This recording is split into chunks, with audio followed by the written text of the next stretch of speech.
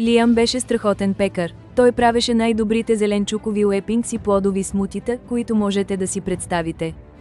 Но голямата му мечта да стартира фулд трак, зелена доброта, се усещаше като планина. Той седеше на бюрото си, взирайки се в празния екран на компютъра.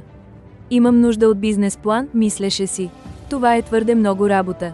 Това чувство на засядане, това беше неговата бариера, 1 инч. Не беше километър, а просто малко пространство точно пред носа му. Един ден неговата приятелка София го посети. Тя видя тъжното му лице и празния бележник. Лиам, каза тя, не е нужно да започваш целия бизнес.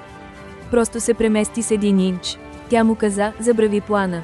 Просто напиши името, зелена доброта, в горната част на страницата. Това е твоят 1 инч. Лиам сметна, че е глупаво, но взе писалката. Той написа 2 думи. Най-накрая беше преместил този инч.